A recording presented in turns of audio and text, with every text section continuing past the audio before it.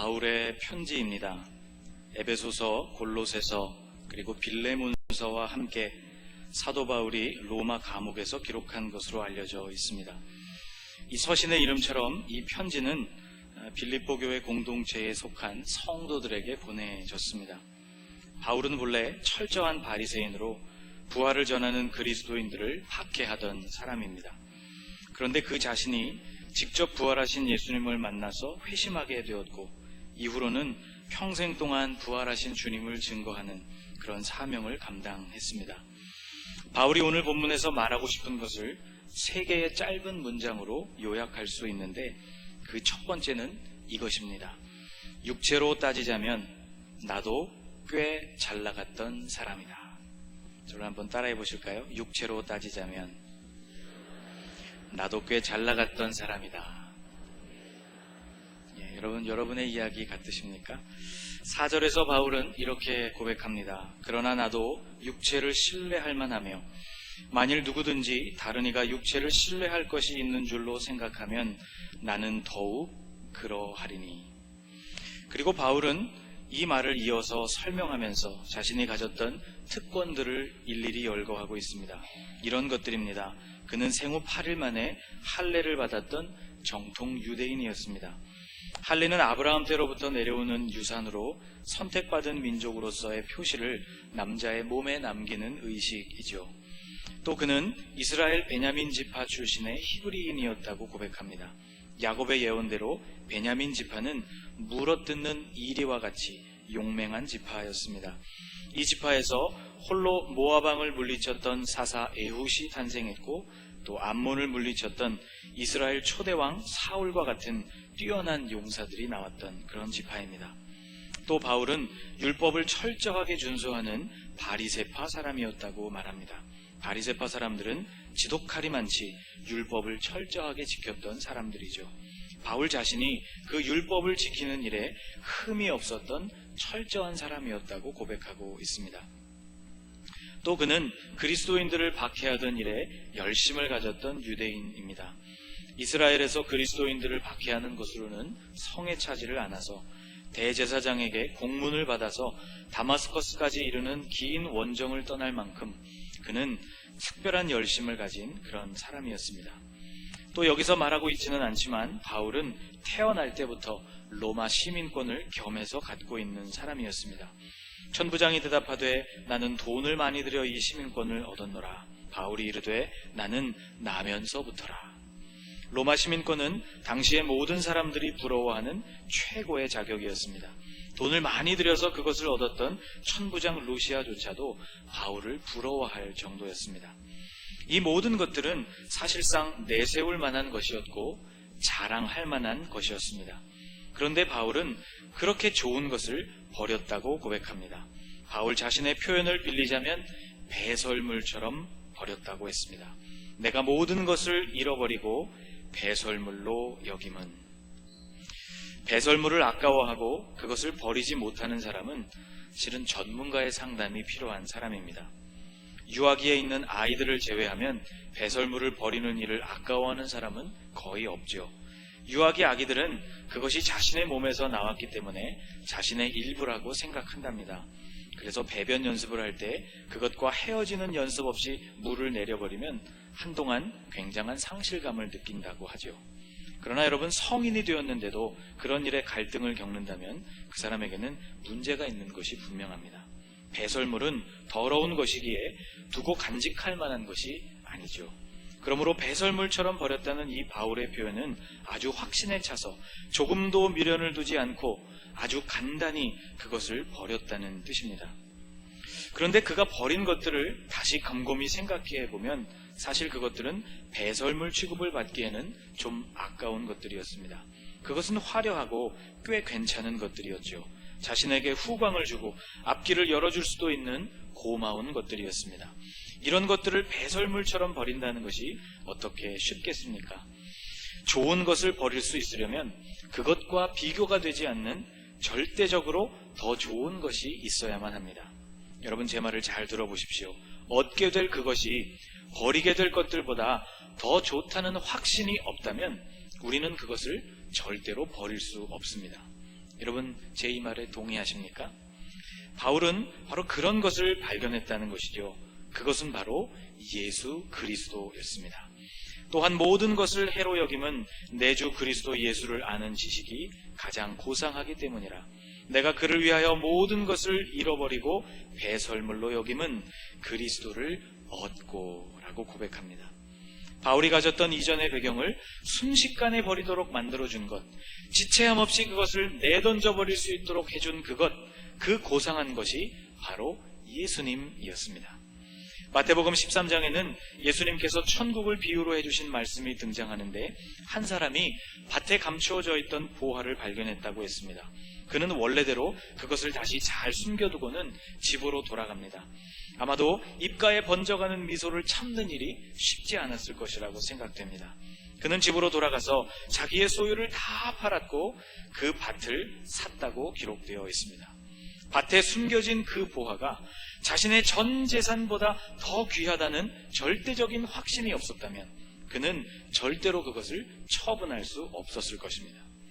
또 진주를 구하는 장사의 이야기도 등장합니다. 그도 역시 그의 인생에서 한 번도 만나보지 못했던 최고의 진주를 만나게 되었는데, 그도 역시 자기의 소유를 다 팔아서 그 진주와 맞바꾸었다고 했습니다. 진주 한 알의 가치가 자신이 가진 그 모든 것보다 귀하다는 확신이 없었다면 그는 그 소유를 팔 수 없었을 것입니다.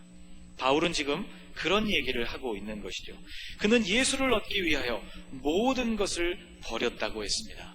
8절과 9절 말씀을 함께 읽어보겠습니다.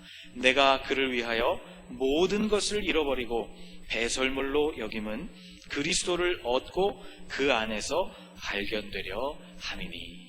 아멘. 오늘 설교 제목처럼 그는 모든 것을 잃었지만 모든 것을 얻은 사람이었습니다. 자꾸 옛날 이야기를 꺼내는 사람치고 현재를 만족스럽게 생각하는 사람을 별로 보지 못했습니다. 왕년에 내가 어땠다, 내가 옛날에는 이랬다는 이야기를 자주 꺼내는 이유는 그 시절이 자신의 전성기였고 행복했던 그 시절이 그립기 때문이죠.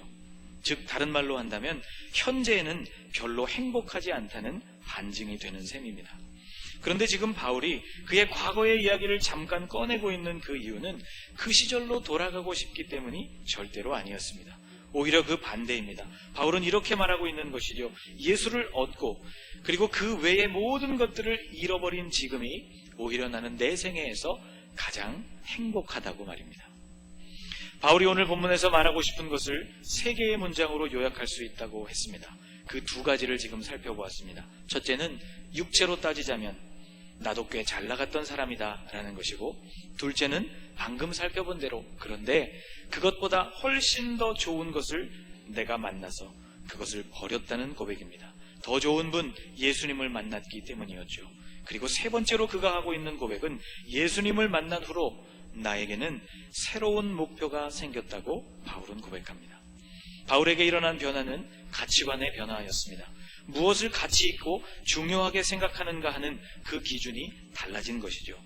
자신이 유익하다고 생각했던 모든 것을 도리어 해로 여기고, 반대로 자신이 해로 여기던 그것, 예수 그리스도를 인정하는 삶, 그것을 최고의 유익으로 여기게 된 것입니다. 가치관이 달라질 때 우리는 당연히 목표도 달라지게 되어 있습니다. 더 중요하다고 생각하는 그것을 온전한 목표로 삼게 되기 때문이죠.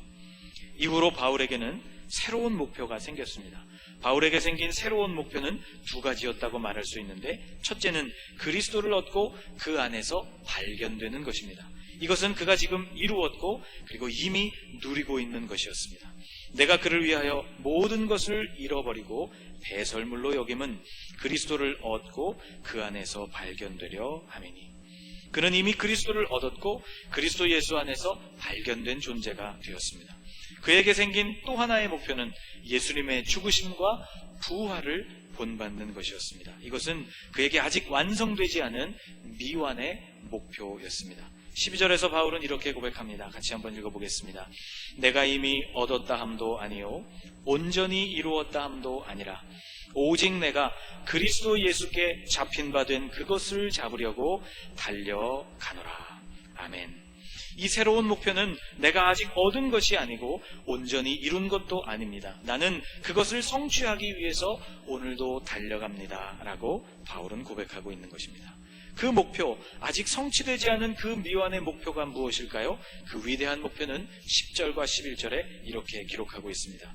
내가 그리스도와 그 부활의 권능과 그 고난의 참여함을 알고자 하여 그의 죽으심을 본받아 어떻게 해서든지 죽은 자 가운데서 부활에 이르려 하노니. 저를 한번 따라해 보시겠습니까? 그의 죽으심을 본받아 어떻게 해서든지 죽은 자 가운데서 부활에 이르려 하노니. 아멘.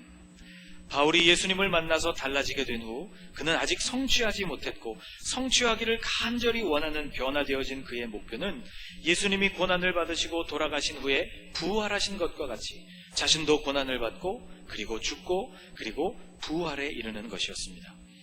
이 편지 빌립보서 서두에서 바울은 이렇게 쓰고 있습니다.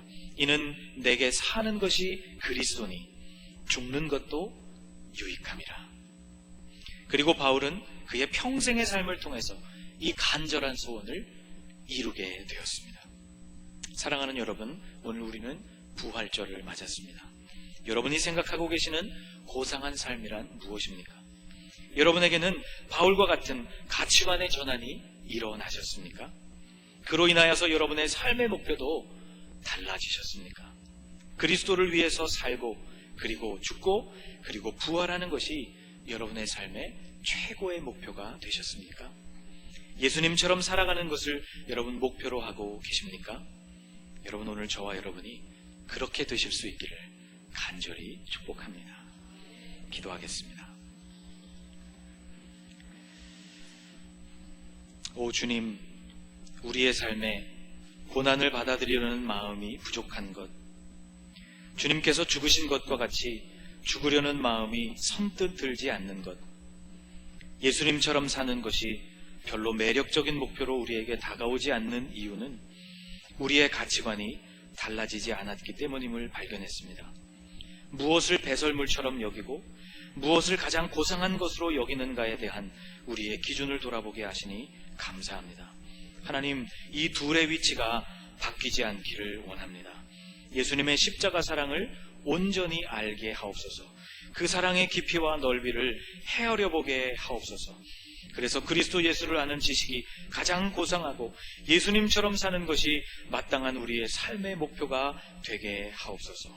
우리 자신도 기꺼이 고난을 받고 그리고 죽어 어떻게 해서든지 부활에 이르는 성도들이 되게 하여 주옵소서. 예수님의 이름으로 간절히 기도하옵나이다.